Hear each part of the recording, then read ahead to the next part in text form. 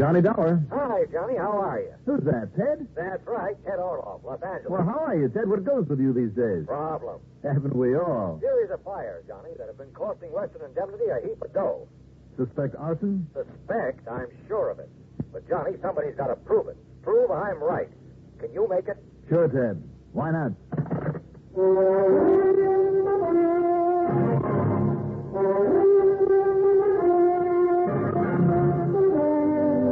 The CBS Radio Network brings you Mandel Kramer in the exciting adventures of the man with the action-packed expense account. America's fabulous freelance insurance investigator, Yours truly, Johnny Dollar.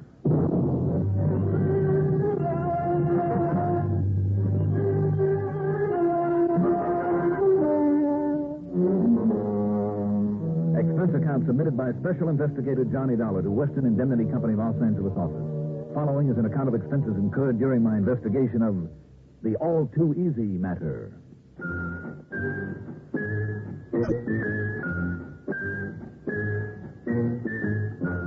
Shortly after dawn cracked the next morning, I drove to the airport and spent item one, $204.20 plane fare for a 9:30 jet out of New York. It dropped into Los Angeles International just 10 minutes before noon Pacific time. Item two, $6.50 into the office of Western Indemnity. As I started through the front door of the building, a man rushing out bumped into me. Oh, sorry, mister, but I'm going to... Hey, Johnny! Ted, what's the hurry? Listen, I'm glad you're here. Come on. My car's right around the corner. Come on. Anything you say, but what's the big emergency? Another one, Johnny. Another one of these fires I called you about. That'll be number 6, Johnny. 6 in a row. Here, get in. Come on, see for yourself why I'm going off my nut.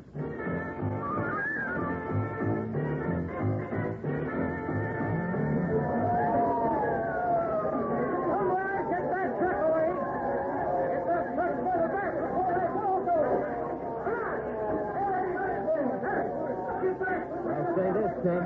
That old building is going up about as fast as anything I've ever seen. You ask me, that's going to be a total loss. Yeah, sure, like the others. Thank God no people have been living in it, not for years. But that doesn't lower the insurance we're going to have to pay. If only I didn't know there were going to be more of them. What do you mean you know? I mean that firebug will start exactly 15 more of them before he's through if somebody doesn't stop him. You seem to know an awful lot about him. You bet I do. Plenty. Except for his next method and where he's going to strike next. Oh, wait a minute, Ted. Where's the arson squad in all this? Yeah, where? Don't you know your fire department out here is one of the best in the country? And if it is arson... Sure it is. They agree it is. But in spite of all I tell them, they refuse to grab the guy who's doing it. I mean, you know who this torch man is? I sure do, Johnny. Who is it? Look out! Get back! You're right. That wall is gone. There it goes. Boy, that was too close for comfort, Ted. Come on, let's get out of here. Nothing for us here until it cools off. Good. Let's go someplace where I can get a drink. Boy, I can use it.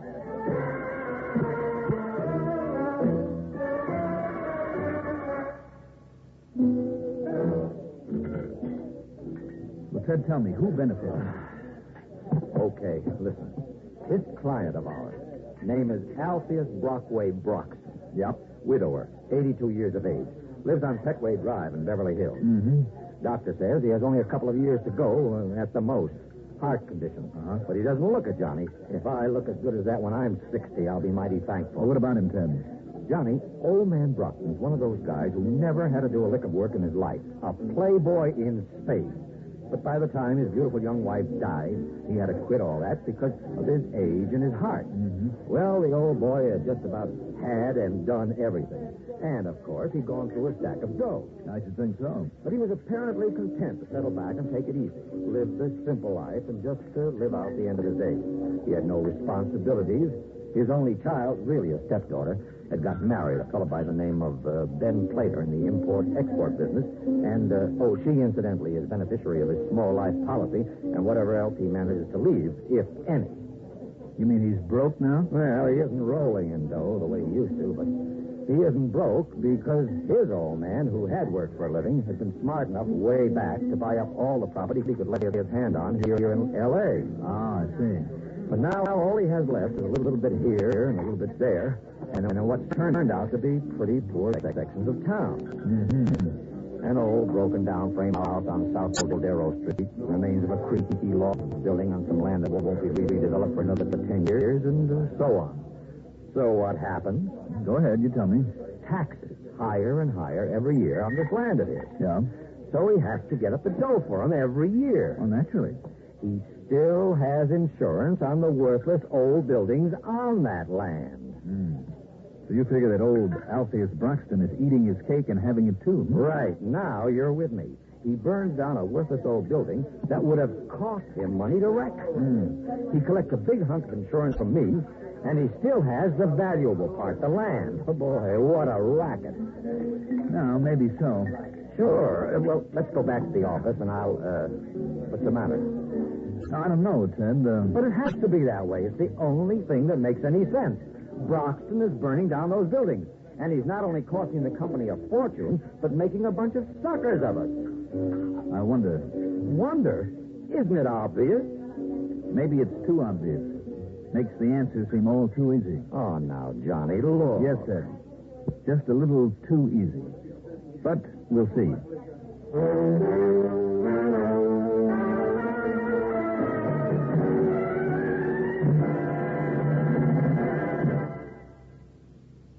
When you have to stay alert, don't let drowsiness slow you down. Perk up. Perk up with No-Dose. The safe way to stay alert without harmful stimulants. Remember, when you're driving, working, studying, and monotony makes you feel drowsy. Perk up. Perk up with No-Dose. No-Dose.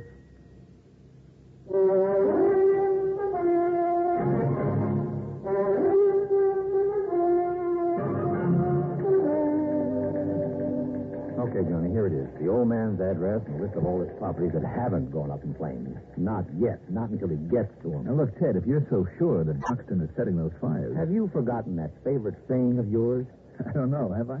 Qui bono? Who benefits? Well, Alpheus Brockway Broxton is the only one who has benefit and the only one who will benefit when the rest of his property's burned. I guess you have a point there, Ted, but if the fire department arson squad can't pin it on him... They simply refuse to look at the obvious. And you listen, Johnny. That's all I am doing. Oh, you think it's too obvious, huh? Well, haven't I heard you say, and more than once, that the obvious makes the best cover-up of all? Perhaps, on occasion. Well, it's true now. The police, the fire department say, oh, no, a crook would never be so dumb as to leave a clue or evidence or a motive right out in the open. So it has to be somebody else, they say. It simply can't be poor, dear, sweet old Mr. Broxton. It has to be somebody without a motive, somebody all the suspicion doesn't point to. You sure that's their reasoning, huh, Ted? Well, I say they're wrong. And what about Broxton's age? 82, did you say? Okay, so perhaps he has somebody else do it for him. Is there any difference? Aren't there bound to be plenty of pros in a town like this? Ted, whether you realize it or not, the arson boys know the pros, all of them, and they usually keep pretty close tabs on them. Usually, huh? Well, they haven't done it this time. So, Johnny, you've got to work on it. Okay? Okay, Ted. Oh, excuse me. Sure. All off. Oh, hello, Commissioner. Huh? Oh, no. Where? Okay, then you listen. I know, but now listen. You know what I've done? I brought somebody out here who's going to prove that I'm right. Yeah, Johnny Dollar. Huh? Well, yeah, I guess so. Johnny. Oh, yes, sir? Another fire, Johnny. Another one of Broxton's building. That's two in one day, and now he wants to talk to you. Who, Broxton? No, Fred Klein. Fred Klein? Yeah, he's a fire commissioner. I know. Here, let me have the phone. Here. Fred, how are you? Pretty good, Johnny. You're just the man I want to see. I kind of thought you might. Tell me where and when. For you, Johnny, right now, if you like. Good, where? Fire room 401 at 217 South Hill. I'm on my way. You're going to see him, Johnny? Yes, sir. Then get him working on this thing from the right angle. And I know that you can do it, Johnny, that you can prove to him that I'm right about Ted. old Alpheus B. Yeah? We'll see.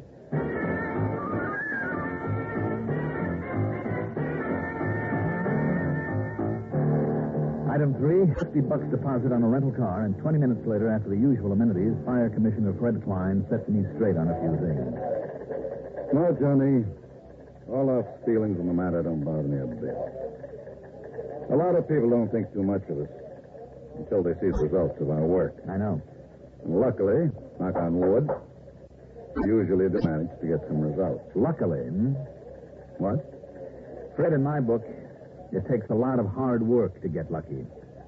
And in a department like yours, I'd say a lot of ability, too. But now, what about this stubborn notion of Ted Orloff? In the beginning, we were inclined to think the same way he does. Until we really looked into things. And now? Alpheus Broxton, a little 82-year-old man with a heart condition who won't stand any kind of excitement. Wait till you talk to him, Johnny. And I think you should, by the way. Yes, I want to. Now, see if you come up with the same idea that we have. That he's hiring a pro? His 6 files, 7 as of now, have not been set by a professional. You're sure of that? I'd stake the reputation of this whole department on it. Why? A pro has a pattern, Johnny, almost invariably an easily identifiable modus operandi. They may not realize it, but it's their trademarks that enable us to nail so many of them. Yes, I know. What's more, we have files on those boys that are so complete that, well, we're like an expert dry fly fisherman. This is always set to strike just before the trout hits the fly. Exactly. And I take it these fires don't fit the pattern of any known arsonist. They don't fit any pattern. But we believe they're all the work of an amateur. No? Yeah. He tries one method here, another there, and so on. The same amateur? Only because of the frequency and regularity. Old man Broxton's properties have been hit. 7 in less than 6 weeks. Yeah, that would seem to indicate at least that he's in back of them, wouldn't it? Well, go see him, Johnny. I will. And who knows? Maybe you'll come up with the same idea we're working on. Which is what? Talk to him. Then we'll compare notes. And remember one thing. Yeah? In spite of its inadequate size, the arson squad is my pride and joy. 11 of the best men in the country. But only 11 of them. And they're called all over the city every day. We do have other fires, you know. Which means that not one of them can afford to spend the time on a single assignment that you can. I'll go see Broxton, John. Right.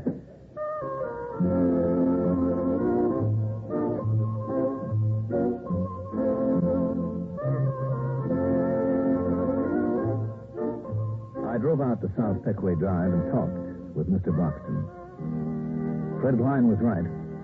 That old man would have been utterly incapable of setting those fires. The excitement alone would have killed him in a minute. What's more, although he was no longer wealthy, he was perfectly content to live out the rest of his days taking care of his modest little house. Motive? Absolutely none. He didn't care about accumulating money to leave to his stepdaughter Lois and her husband. They were grown up and able to take care of themselves. He didn't see much of them. They'd never been to him for help of any kind, and they'd assured him they were getting along just fine. So on the strength of that one brief conversation with him, by the time I thanked him and left, I was completely convinced of his innocence. But then, a few blocks away, it suddenly hit me. A couple of things. Ted Orloff's reminder of my own words, cui bono, who benefits, and the old man's insurance policy in the state. The same idea Fred Klein said that he had? Maybe. Maybe not. But it was certainly worth following up.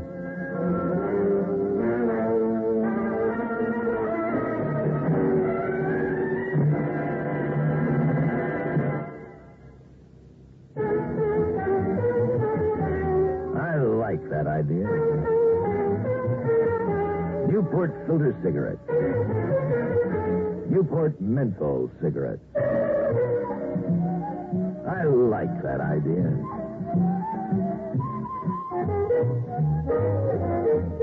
Good, rich tobacco flavor. The right amount of menthol and just a hint of cool, refreshing mint. That's the thing about Newport. That's the combination that makes Newport more refreshing to begin with, more refreshing all the way. Just enough menthol to make Newport so refreshing while you're smoking, without hiding the rich taste of great tobaccos. George, can I have Newport too?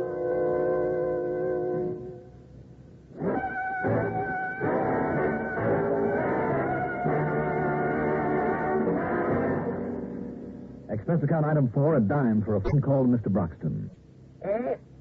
Now, what do you want that for, Mr. Dollar? I want to call on them. You do, huh? Now, why? Just give me the address, please, Mr. Buxton. Well, sure. Of course. It's 1201 North Woolworth, Sherman Oaks. Good. Thank you. Now, just a minute, Mr. Dollar. Thank you very much.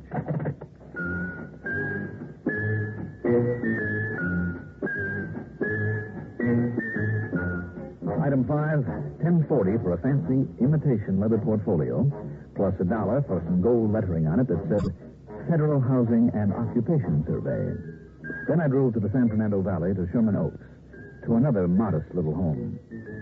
A rather poor sort of home is more like it, because of the neglect it showed both inside and out. And the woman who met me at the door? Well, she was young, good-looking, cheerful, well-spoken, but there was something about her that belied not only what I'd heard, but what she told me. More important, what she told me about her husband. You'll have to pardon my looking this way, but I just got home from work. Oh, that's perfectly all right. Federal Housing and Occupation Survey, That's right. Another big government investigation? Well, it's just a kind of general survey. Oh, I see. Why'd you have them pick on us? Us? Yes. Oh, you're married then? Oh, yes. My husband's name is Ben Plater. And I'm Lois Plater, Mr. Dollar, did you say? That's right. Won't you sit down, Mr. Dollar? Oh, I'm sorry. I guess this pacing of mine is just kind of a nervous habit. I hope you don't mind. Oh, not at all. Well, now, what can I tell you? You say you go to work? Oh, just to fill in time, you know. I'm a typist over there, Jack. Oh, I see. And your husband, does he work? Oh, yes. He's in the import-export business. Oh. And his office address? Well, that's his little office right behind that door. Oh, I see.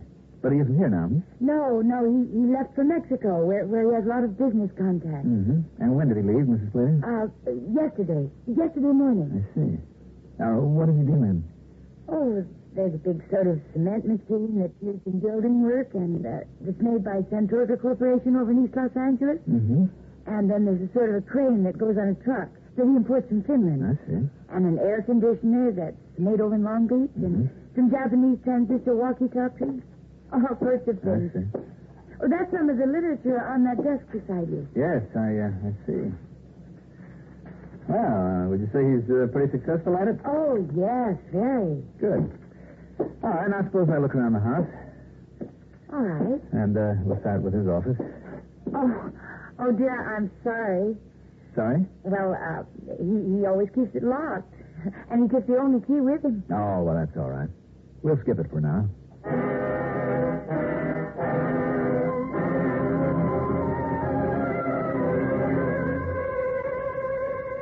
That the house of a successful businessman? Hardly.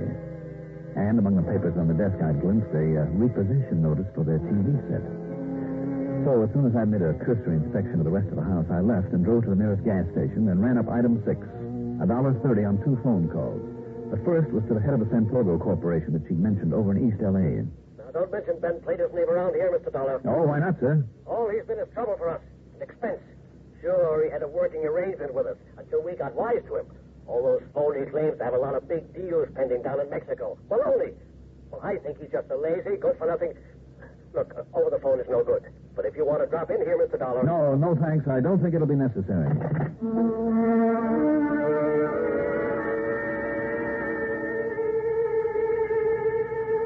The information from the air conditioner outfit in Long Beach was virtually the same. Then I dropped in at the state employment office near where they lived. And there I learned Plater had something like a dozen jobs in the last 5 years. Had held each one of them just long enough to get fired, then collect unemployment insurance. And some disability insurance as well. All right. Tie that in with the fact that old man Broxton didn't have long to live. And sure, it all tied in. I put in the call to Fred Klein, then drove back to the house, and there... Oh, Mr. Dollar. I'm afraid I didn't really finish my job here. May I come in again? Well, of course. I was just fixing myself some dinner. But I've plenty for 2 if you'd like to stay. Oh, well, thank you, but all I want is to look at your husband's office. Oh, well, I told you, Mr. Dollar, it's all locked out. Well, then I'm going to have to break my way in, won't I? What? Break? Well, without a warrant or something? Well, I mean, but why? Just stand aside, Mrs. Slater. Mr. Dollar. Please stand aside. No.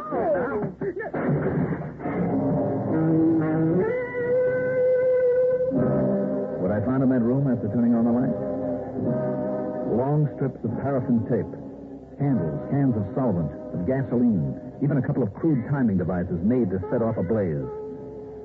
I'd been right. Ben Plater was behind the fires, and the reason? To add every possible dollar to the old man's bank account before he died and left it to Lois. And there was all the evidence I could need. The case was closed. Almost. Okay, Dollar, don't move. Ben Plater, I said don't move. Ben, that gun. See if he has one, Lois. Yes, here it is. Just hang on to it. You made a bad mistake giving Lois your right name, Dollar. I guess my big mistake was believing you might really be in Mexico. But don't you think you're making one now? You think I didn't know all about you? Didn't figure something was up when you came here before. Too bad you got back so soon, Dollar, before I had a chance to clear out this room. It doesn't give me much of a choice, does it? Nice fellow you married to, Lois. Now he's going to be a killer. Ben. So this is it, Dollar. No, Ben. Get away, Lois. No, you can't. Who said I can't? The fire's all right. Because of the money they'd get it, but not this. This is murder. It's him or me, isn't it? No, Dollar. No, I won't let you. Look, Ben. Look at me. Look, I have his gun. Put that thing down and get away. No, I won't let you kill him. Get away. You won't stop me. I'll stop you. I didn't know. I didn't realize how far he'd go with it. Johnny, I see everything's under control. Yes, Fred, I think so. I suspected you might lead us to something. Kind of looks like you have, doesn't it? I think so, Commissioner. Ben and Lois Plater. I think they're through playing with fire.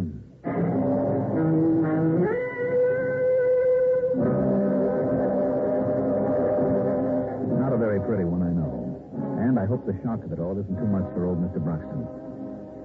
Expense account total, including the trip home, $491.34. Yours truly, Johnny Dollar.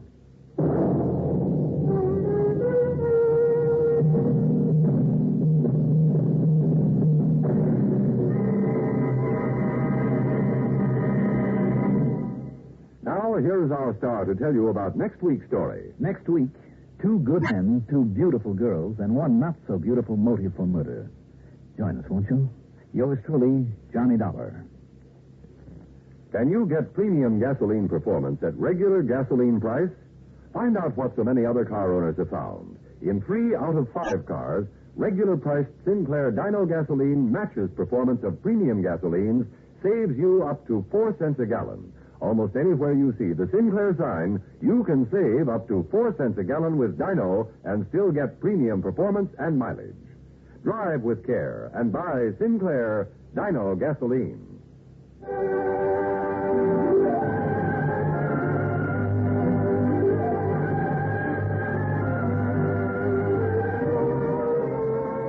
Yours truly, Johnny Dollar, is written by Jack Johnstone, produced and directed by Fred Hendrickson, music supervision by Ethel Huber. Johnny Dollar is played by Mandel Kramer.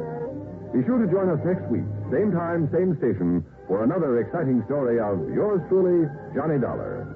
This is Art Hanna speaking.